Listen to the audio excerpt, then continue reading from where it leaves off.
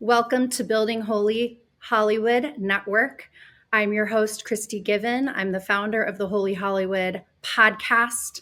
And today we have a very special guest, the beautiful actress, Miss Ruta Lee, one of Hollywood's most glamorous ladies. She's also one of the most multifaceted and top-notch civic contributors.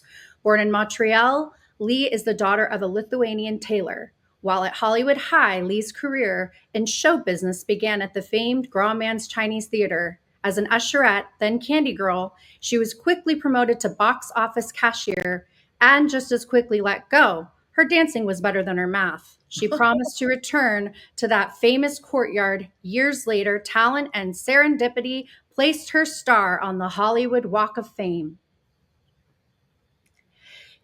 This is exactly where she worked, directly in front of the box office that she was let go of. Soon after, she was signed by MGM as the youngest of the seven brides for seven brothers, a musical that is a classic Western, and she acted in the motion picture Funny Face with Audrey Hepburn, Fred Astaire, and she also featured as the leading lady in Frank Sinatra's film Sergeants 3, to name a few.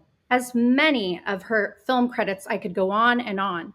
She has appeared in over 2,000 television shows, starring and guest starring in The Andy Griffith Show, Bonanza, Gunsmoke, The Twilight Zone, Ironside, The Love Boat, Roseanne, Days of Our Lives, The Lucy Show, and much, much more. Wow, so impressed. Welcome to the show, Ruta. Thanks for coming on today. Christy, thank you very much. It sounded like you did my obituary. Thank you. You That are was such just fun to hear. you are just so impressive. And you know what I love about you, Ruta, is that you're so humble. You have a sense of humor, and look at how you have gone through so much in your life, from just being raised, by Lithuanian parents and moving to Canada and then going to Hollywood. Could you share a little bit about your story with the I'd listeners? be very happy to. And of course, I just wanted to comment on your comment, and that is, I think one of the greatest gifts that God gave us is a sense of humor. I That's think right. humor can get you through all of the crap that God can also throw our way sometimes as a Right. lesson, I think. Uh, Totally. and I just am so grateful to be able to laugh my way through almost everything. In fact, I Absolutely. do just about everything. It's like there's a scripture that says laughter is like good medicine, right? It has to be the best medicine in the world. If you cannot take yourself or everything around you too seriously and look to the lighter side of everything, Lord knows we're inundated with problems of every kind, and some of them are truly serious. But if you can find the giggle in everything, it helps. And all I can say is thanks, God. Absolutely. Now, what was your first big moment in the entertainment industry? What was like the biggest shift for you? Well, I think the first one of my very first shows that I ever did, believe it or not, was Superman. Wow. And so that was kind of fun to do it. And then I discovered I was a real newbie at all of this, and the partner that I was supposed to dance with, jitterbug with in a certain scene, I thought, let's rehearse this. And so I grabbed a plug to put it in the wall so that we could have a record player and the record going. And I was immediately taken to task by one of the electricians on the set who said, "You don't belong to the electricians union. You cannot do that." I learned a lot on that show. I Wow. learned a great deal about working in the business. That was number one. Number two was, I think, the second show that I ever did was really great because I got to play with Burns and Allen. Gracie Allen and her wonderful husband, George Burns. And in fact, I was invited back a second and third time for that show. But they were so good to me and so kind. And I was a youngster and they would invite me to their lovely big cocktail parties that they had around the pool. And wow, to be part of the Hollywood scene as a youngster was really something and so much to be grateful for. So that was grand. Then my first movie, which was Seven Brides for Seven Brothers. And in those days, Christy, we were working 6 days a week, not 5 days the way we have now, but 6 days a week. And it was hard work. And I was working with some of the best dancers in America. And I used to kind of, at the morning class, that we would do the bar. And I'm not talking about a drinking bar, I'm talking about the ballet bar, BARRE, that we did every morning to warm up. I would look around me and kind of be stunned that I, this little twerp, all of 16 and 17 years old, was working with some of the best dancers in America. And how lucky can you get? And I think I'm not sure whether I got it because my audition was good when I went in, but I went with my mother, and my mother went across the street from the casting office To the little church. to the lovely church there, lit a bunch of candles, got on her knees and prayed. And I don't know whether it was my mother's prayers that were answered or my dancing that was good, or maybe it was a combination of both. But wow, thank God I got the job. And to this day, it's my very favorite movie in the It world. really is. You know, you are just so gorgeous. Look at her in the blue dress. She's so stunning. I mean, and you're still so beautiful. You are Oh just like my. the dream, you know, the Hollywood dream. I mean, everyone comes to Hollywood to chase their dreams. And, you know, how have you been able to keep your faith and be in this industry? Because sometimes, you know, there's a lot of compromise, there's a lot of temptation. And were you also somebody that would go across to the MGM church, or was that story about your Oh mom? yes. No, Yeah, no, no. I'm a true believer. I don't follow through as much as I could, I think, but I really am a believer and so grateful to God for so many things. And I'm also very grateful to the guardian angels that are sent to look over me, because there have been things that have gone on in my life that I wondered how I survived them. And all I can do is say guardian angels took care of me. So I'm a real believer. But absolutely. I am so grateful. And I think one of the reasons that I've had not an above the title, you know, presence in Mhm. films. In some cases on stage, my name was above the title, so and so in whatever. But I've had a very long career. I am now 90 years old. Yes, you had a big birthday And recently. I just celebrated it. Where did I celebrate it? By working on stage at the El Portal with all of my darling guest stars, my friends that came to be part of the evening. And we did it as a benefit for the Thalians, which of course has been my life's work for a lot of years.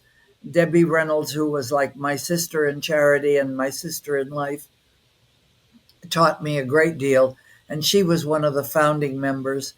And she was always so grateful that I came into her life to take over when she couldn't handle things and had things to do. That's right. So this was a benefit for the Thalians. We raised a lot of money. A very dear friend donated to our charity $90,000, Wow. honoring Amazing. my birthday. Now, You what can I do but say, is that heaven sent or what? absolutely. So great. And I want to wish you a happy belated birthday. Thank That's you. fantastic that you did that. And that's what I'm talking about.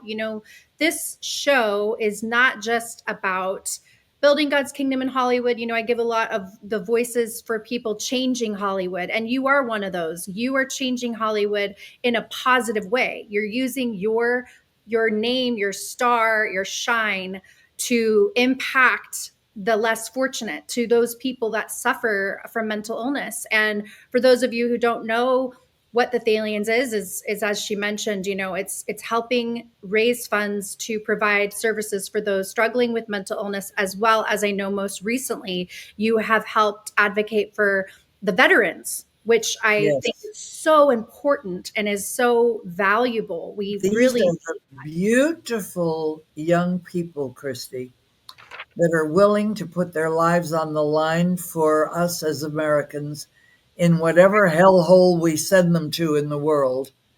And sometimes they come back home and they've been injured right, and they fall through the cracks when it comes to receiving the kind of help that they should get. right. And we Thalians have taken that over. We joined up with UCLA's Operation Mend. That's right. Operation Mend heals the broken and fractured bodies of these beautiful young men and women who come home injured. We Thalians try to heal the broken and fractured mind and spirit. Right. And so I'm so proud of what we do.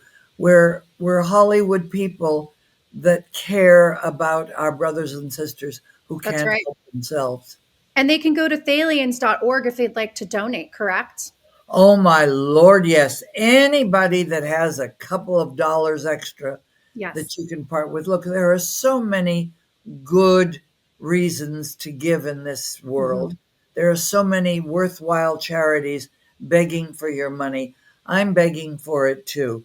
But I love it because it goes to take care of those beautiful people that, like I said, are willing to die for us. That's right. And should be willing to support them in their need. And if it's Absolutely. a lack of mental health, then we're going to help them the best we can. That's absolutely right. Now, I know that you have a one woman show that you're doing. Are you still continuously doing that where you're promoting Well, your? yes, I play here in Palm Springs, and I just played in town. I'll play in Texas again. I don't do it a lot because I'm an old lady now, but I love doing it. I love entertaining. I love being on stage. There are not that many roles. Oh, there's my darling friend, Oh, yeah. Rusty Tamblyn. Seven brides for seven brothers. Yes. Oh God, he was a cutie pie, and we had a very good time together. There are not too many of us left from Seven Brides. Really? Rusty is still very much on the scene. Um, Beautiful Julie is still on around. Not too many of us left, but thank Wow. God, God gave me a long life, and I intend to serve Him as long as I can. Yes. And one of the who is the most intriguing people, person to work with over the span of your career? You've been, you've worked with so many greats. I mean, you've worked with Mickey Rooney, Fred Astaire, Audrey Hepburn. Who is like your favorite person to work with? Would you Wow, that is a tough question to answer. I have to say, one of my favorites was working with Charles Lawton. Now, he was not the handsomest or cutest guy in the world, but oh my God, what a great actor and what a wild, outrageous sense of humor he had, which was just wonderful.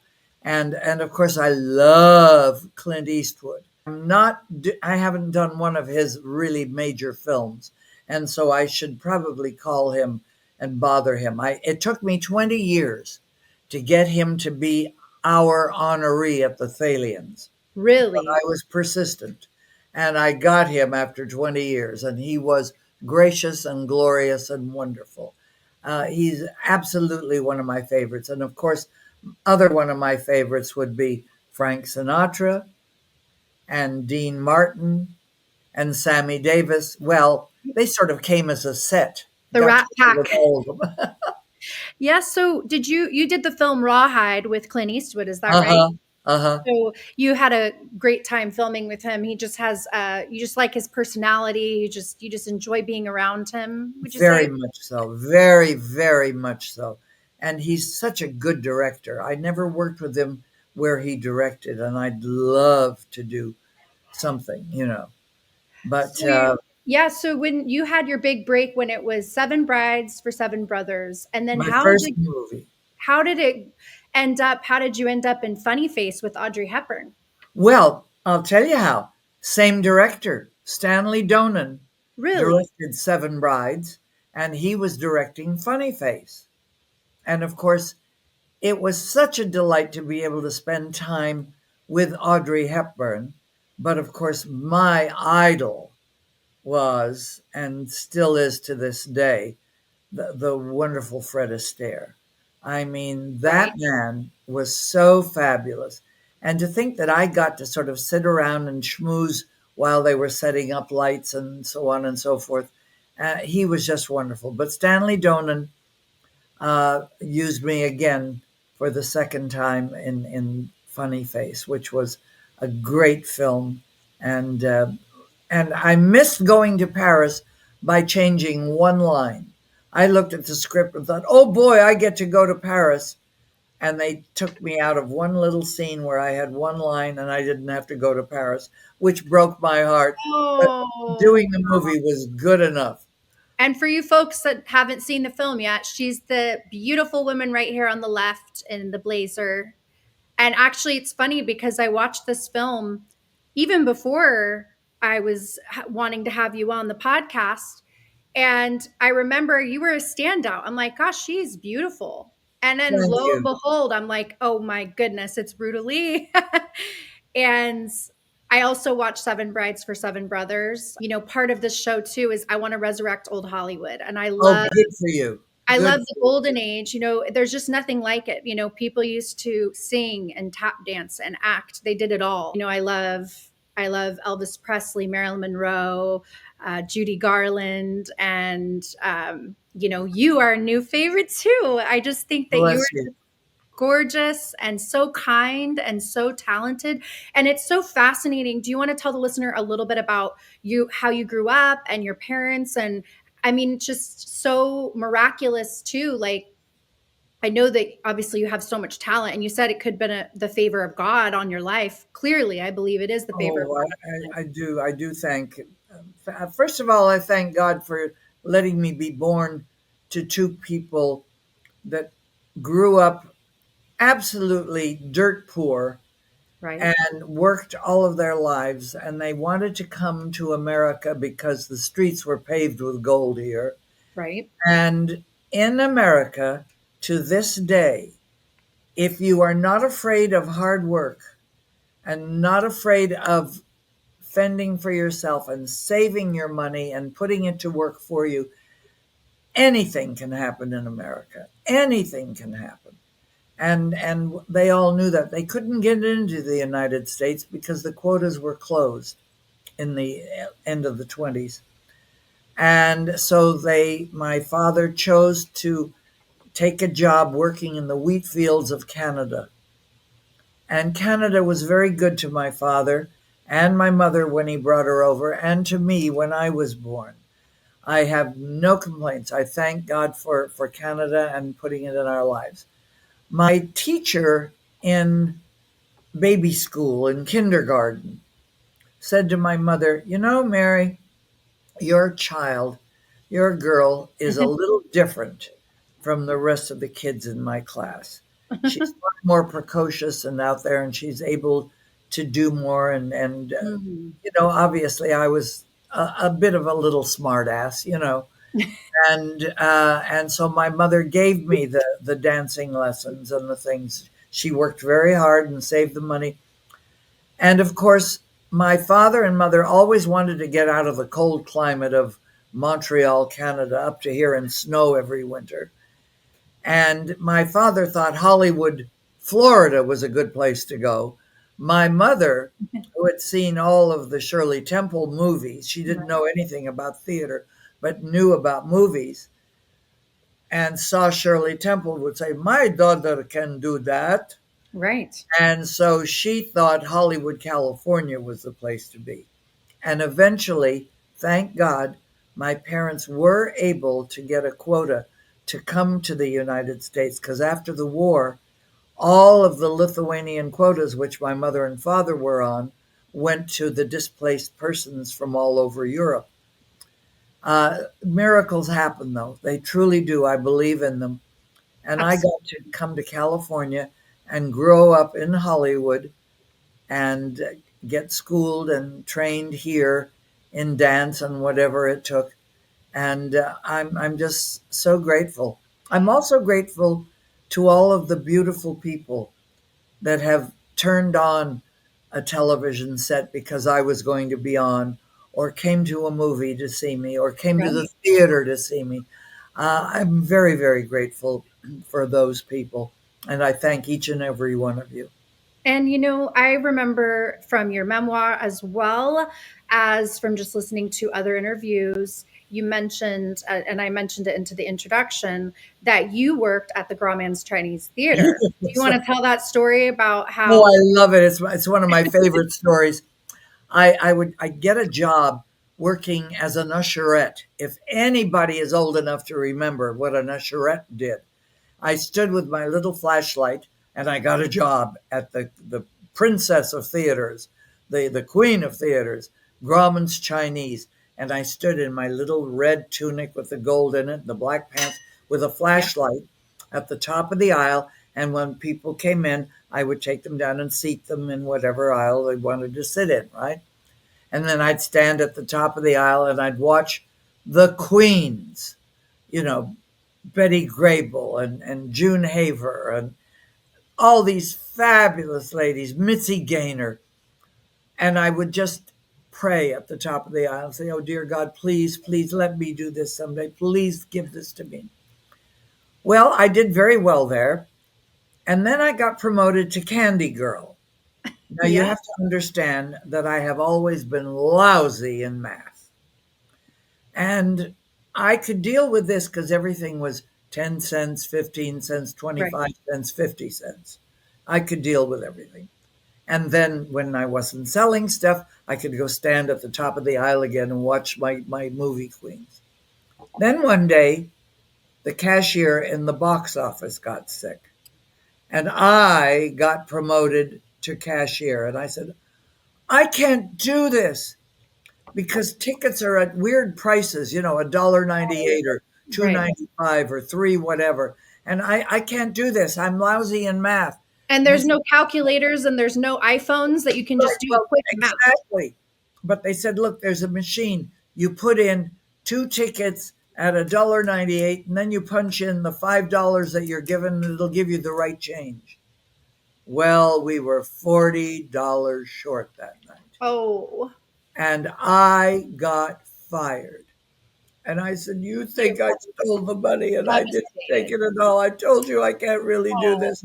So, needless to say, right. I cannot tell you how thrilled, grateful, and shocked I was when I got my star on the Hollywood Walk of Fame directly in front of the box office.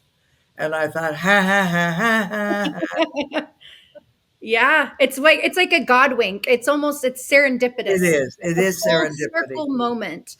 And it's almost like God has a sense of humor too, right? It Like, was God, all of his angels, it's sitting back amazing. and having a giggle out of it. Yeah, I also noticed you have a quote, I believe you said, when we lose something, God fills the void. Is that what you feel about the situation with the job? Absolutely. Absolutely. When you're missing something, just do the best you can, the best you know how. That's all our maker expects from us. And That's I right. think that's all we should expect from each other and not be disappointed in ourselves and take on guilt that we really shouldn't take on. Just do the best you know how. And when you do something nice for somebody else, the reward comes back sevenfold. That's right. You see a resurrection of old Hollywood, or what I like to call a Hollywood movement. People don't really want to see filth anymore. Back in the times of, I'd say the 1950s and 1960s, maybe even 1940s to 1950s, there was a lot more wholesome films out. There was a lot more wholesome, family friendly movies and TV shows. And I feel like people are yearning to have that. There's a new network called the Great American Family Channel. There's the Pure Flix, and there's a lot more series that are coming out that are not as, people just don't want to see the filth anymore. Do you think that that's happening, or do you think there's a I possibility of do. I do. I truly feel, and I've started to feel it more in the last couple of years. I truly feel that our young people, our teenagers going into college age, have a better sense than the previous generation did that? Right, about what is, and I'm not talking about, gee, everything has to be wholesome and terrific. right. I Yeah, feel that young people are looking to the older films right, and appreciating them more, perhaps, than the generations that saw them originally did. And right. that's a blessing for all of I us. agree. You worked with people like Audrey Hepburn and Mickey Rooney and much more. Do you have any favorite memories or highlights, films that you worked on? Any special favorite moments that happened on set or anything? Well, every show I've ever done, whether it's on stage or on film, there are tremendous things that happen. And of course I write about them in my book. Charles Lawton, and he became my dearest friend, my buddy. He was married, of course, at the time to Elsa Lanchester, and they both took me under wing, and they reminded me of how to play that middle British accent, which is a tough one to do. Limey or Cockney is easier, or Right. Scottish, but that proper Middle English is a little tougher. And Charles Lawton was just fabulous. And you became a brunette on the movie, didn't I you? sure did, Marlena Dietrich. Well, listen, the fun part of how I got this movie was that a friend from Palm Springs had invited me to the opening of Frank Sinatra at the Mocambo. Mocambo was one of the famous restaurants, nightclubs here in Hollywood. Doesn't exist anymore. And business was going down the tubes because television had taken over and everybody was home watching television instead of going out to nightclubs. And so Frank Sinatra said he'd play a week, the Dean would play a week, Mel Torme would play a week to see if they couldn't get business going. And I was invited, along with about 10 other people, to the opening of Frank Sinatra at the Mocambo. And he had the front row. And Frank Sinatra was working on a tiny little circle dais in front of the stage because the stage was filled with his orchestra. He always brought a full orchestra. And I was captivated by him. Hmm. Nobody, but nobody in this world ever was or will ever be Right. the equal to Frank Sinatra in performance live. Right. I agree. And I sat there with my mouth hanging open right under him. He was right above me. And a note came after the show, excuse me, from a gentleman asking for my host to bring me back around to the table. And we went back, and he said, "Hello, my name is Arthur Hornblow Jr., and I am producing a film called Witness for the Prosecution. And I've been watching you, Miss Lee, and I have just given you a very unique screen test. Wow. Watched you watch Frank Sinatra, and I think you'd be a very good love interest for Tyrone Power in my And that is right. I remember this in your book. I've been listening to your audiobook. then you know. So I do. got the job. I went into the studio to meet Billy Wilder the next day, Wow. and they put me on film. And Marlena Dietrich said, "Nick Nine, forget it. She's blonde like me." I became a brunette overnight. You look gorgeous as a blonde and a brunette. I mean, you can go Either way, however you do your hair is It just, you're worked. just absolutely stunning. Now, I want to talk about your experience on the Twilight Zone. And let's pull the photo up here. This is a shot from the Twilight Zone. How was that? Did you have a fun time working on that? It's one of my most fun roles that I ever played. Nasty, trampy girls are a lot more fun to play than good girls. I'm sorry to say that on a You're show funny. that is holy, but Oh it's no, no, true. it's better to be honest, right? It's an honest answer is like a kiss on the lips. That's what But they also learn a lesson in most of the shows, true, one way or another. The right? pets learn a lesson, as I did in this, and I loved doing it, and I adored our man who wrote all of this good stuff. Right. And but he was a smoker. I used to have dinner with him on occasion, and the cigarette one would still be lit, and another one he'd light it from this one. Oh my goodness. Oh Lord. But that's the way it is. And that's what took him, lung cancer. Oh, But I had a great time playing Flora. And it was a wonderful show about this trampette of a girl that marries a much older man and makes great fun of him. And he has his scientist brother, doctor, give him shots that make him younger and younger and younger and younger. wow. And I wind up with a baby on my hands. And if I want any money from that marriage, I have to take care of a baby now. What's the episode called? So if somebody wants to look up that episode, what A would they do? short drink from a certain fountain. Wow. And I love playing it. And Patrick O'Neill was my husband in it. He was wonderful. Incredible. And now I want to ask, how have you sustained such a long, successful career? And do you have any advice to upcoming people or for those who desire to be in the industry? Well, my first piece of advice, and it's one that sticks forever, is learn to do something to earn a living so that you can feed yourself and house yourself and clothe yourself while you're reaching for that brass ring or the stars. Our business is a very tough one. You have to be prepared, and so much depends on good luck. That's right. Blessings that come from God, call them luck, call them blessings, call it whatever you want. You have to be prepared with the talent to fulfill whatever job you're given. But you can go very hungry in the meantime.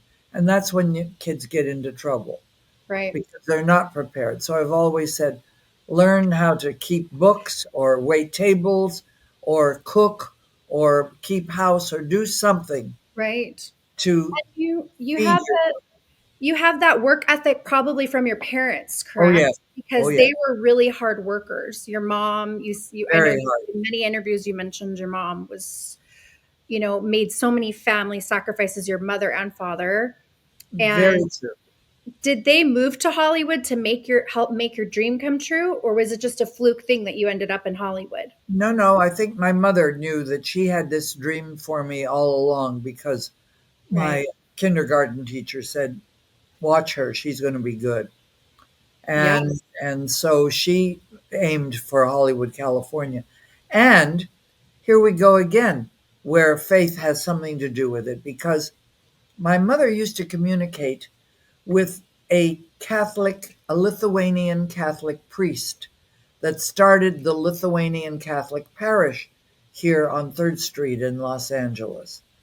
And she would send him a few dollars every once in a while. And they came to visit and stayed with him Wow. at St. Casimir's, which was a cute little house on 3rd Street. The living room was the chapel. They stayed with him in the bedrooms in the back, and they fell totally in love with California and couldn't wait to come and live in Southern California. So, if it had not been for Reverend Matsiauskas, who was Mhm. the founder of St. Casimir's, which is now in the Silver Lake area, uh, there would not have been a career for me. I mean, thank God we came and stayed at the church for the first, well, I don't know, month or so until they found an apartment. Right. So God has played a wonderful push me into the right place game. Uh, Yes. that doesn't mean it happened easily. Everything you have to work for. Yes, But you worked really hard. And, yeah, you know, I think that what you said about, talent and preparedness meets opportunity is kind of like, good luck. You have yes, to be prepared, you have to work hard and keep persevering, but also you have to be able to provide for yourself in this industry. And I actually had the honor and privilege of interviewing Pat Boone as well, well, then who, yeah, yeah, he shared about his experience in being in the industry and having such a long career as well. And he just said his faith really helped keep him anchored and his family too. absolutely. You He know, has appeared for us for the Thalians.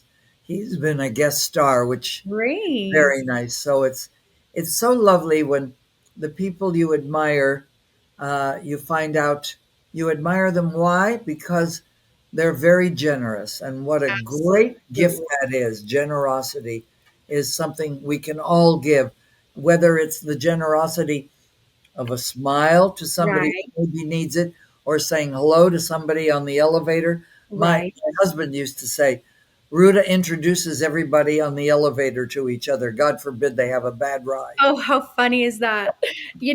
And yeah, you want to mention a little bit about your husband and how you met, and I know you both had 44 years of marriage, and you had many homes in different areas. I love Palm Springs as well. I'm a I do California too. girl. Yeah. You want to I'm share? in Palm Springs right now. This is my living room in the Palm Springs house. Wonderful. The house in LA, you'll have to visit that someday, Christy, because I would that love is a that. beautiful old Italian home I would that love was that. once lived in by Rita Hayworth and Oh, Orson wow. Welles. And so I keep rubbing my family on the walls, knowing that the glamour that Rita had will come off. That's right. And you have it. You are just so stunning. And I want to share, or, a lot of you have maybe not read her book yet, but her book is on Audible, it's on Amazon. And one part of the book, you talk about how you were really good friends with Frank Sinatra. And matter of fact, you used to have dinners together. And didn't Oh, he yeah. live in Palm Springs? And you guys were friends. And you want to share a little bit about that? Because I think people Oh, find that yes. really fun. And I play a place called the Purple Room, which is where the Rat Pack kind of started doing numbers together. Frank was in there one day singing, or wanted to sing, and the pianist almost fainted because she said, "Oh my God, I don't know how to play for Frank Sinatra." And he sang, and then Dean came along and said, "Move over, Paisan. I'll help you out." And then Sammy got up and he sang, and somebody, an agent in the room, said, "Oh my God, there's the show, the three or the four or the five of you." So it was great. Frank had a great house here in Palm Springs.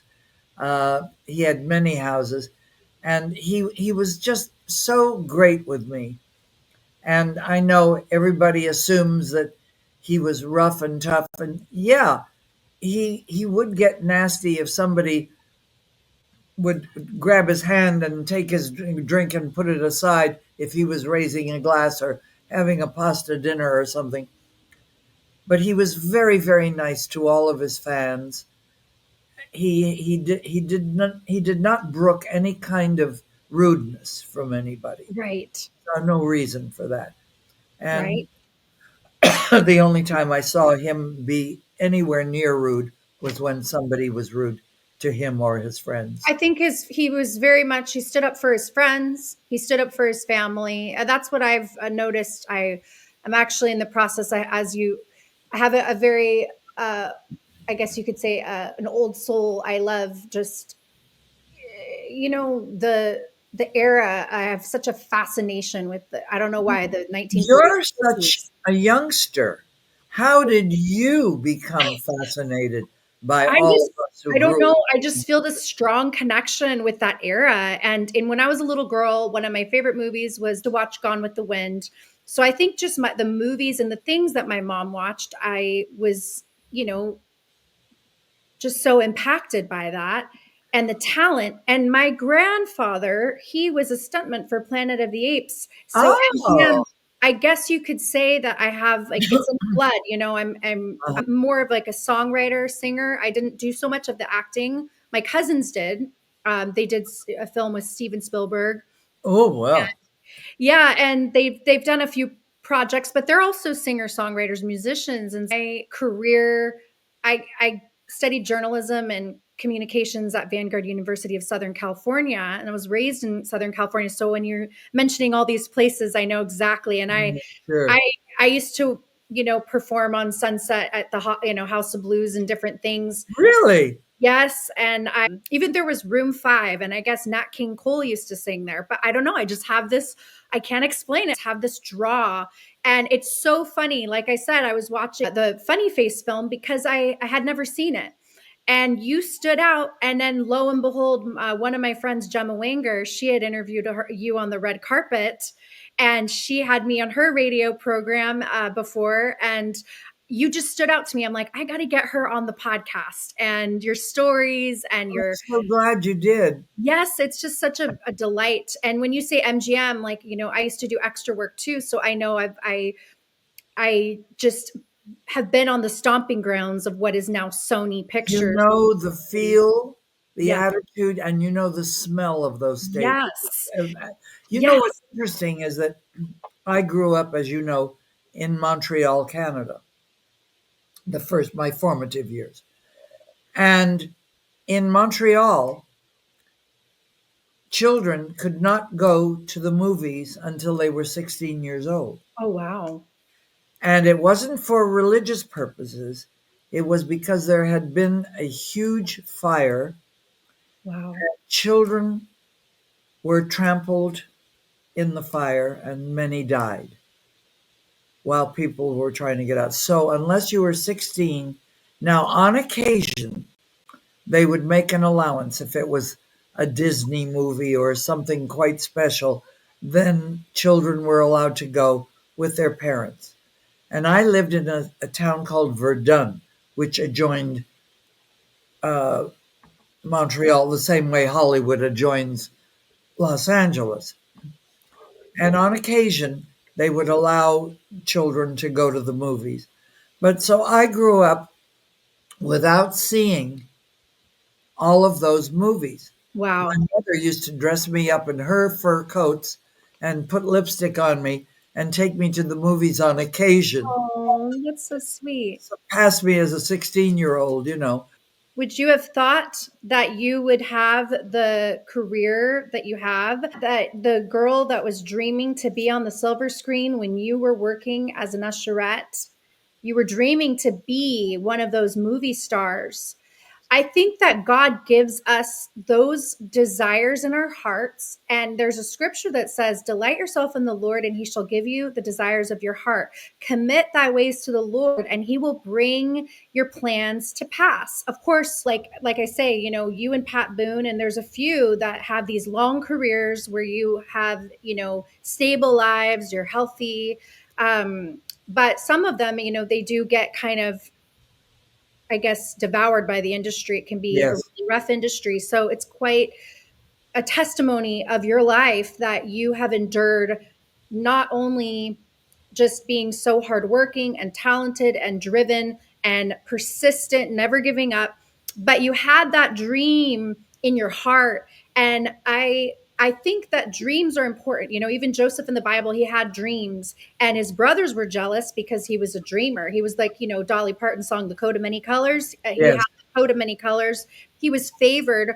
And even though they were jealous, the brothers pushed him in a pit, but the pit, as they pushed him into the pit, it actually promoted him into the palace. So I always say, even though he was thought he was held back, it actually worked for his good. And even Joseph says that in the Bible. He said, "What you intended to harm me with evil, but God used it for my good."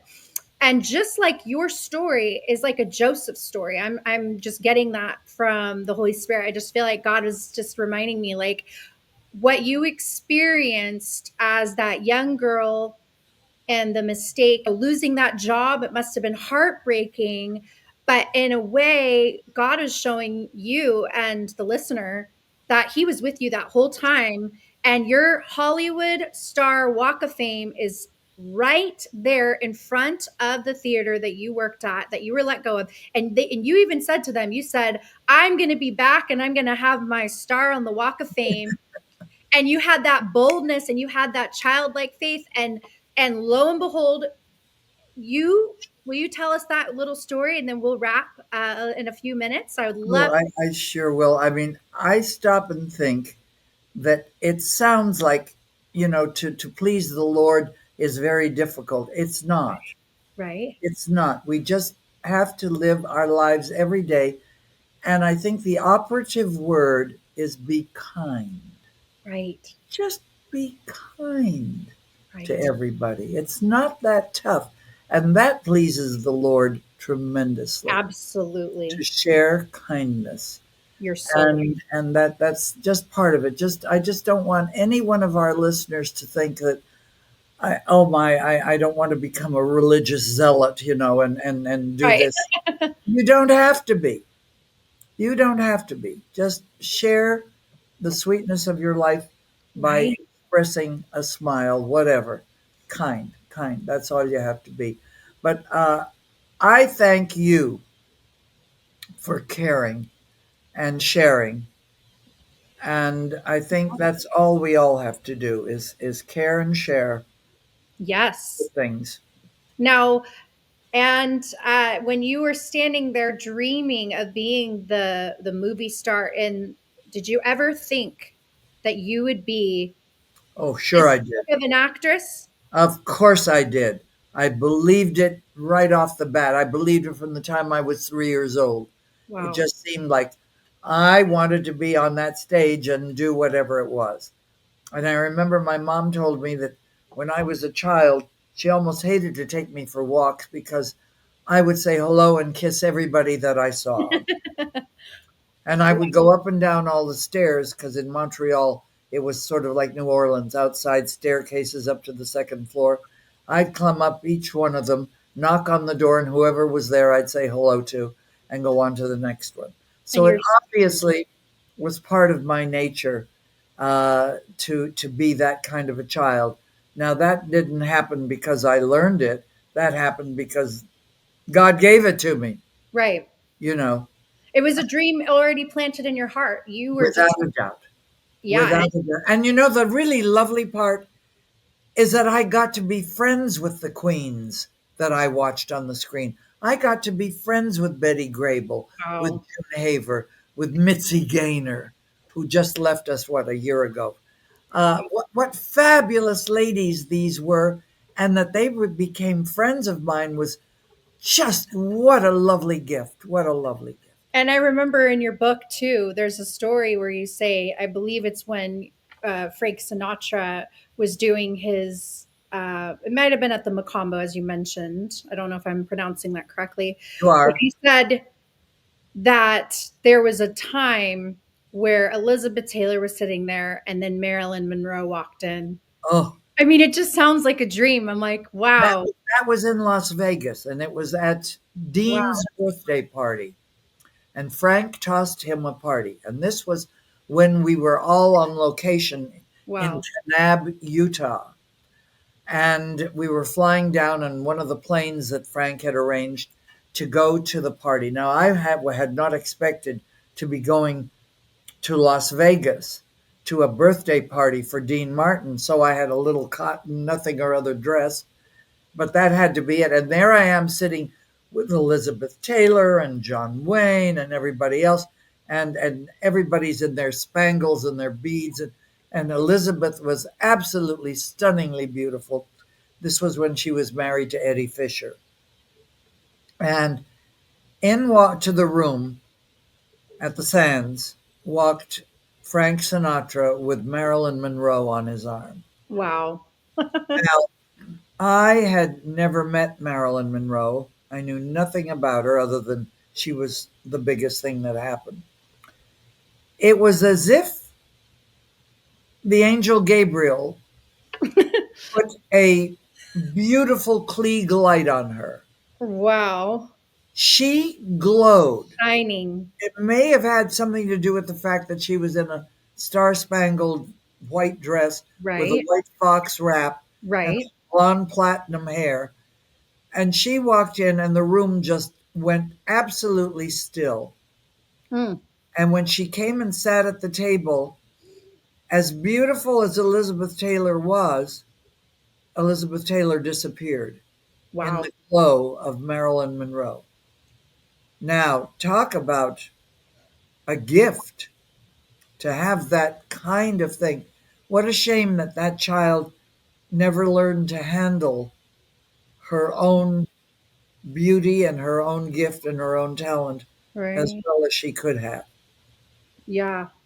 But You know, you are just as gorgeous as Marilyn Monroe. Look at you. oh, thank you for Look saying that. at how stunning. I mean, and you still are. You still are. I It's mean, a long, wonderful span, and for 90, I'm still kicking up my heels and doing what I have to do. that's right. Uh, Do and you have I, any beauty tips for the ladies or any advice for the ladies? I do absolutely nothing in the beauty routine. Uh, I threw myself together very fast today because I thought, You're oh my natural. yeah, some natural. You're A gorgeous. little thing never hurt. Let's put it that way. Blush is the answer to everything. You're You're so beautiful. Well, very kind. I You're thank you very, very kind. so much for coming on today for the Hollywood podcast. I'm so happy to be part of all of this.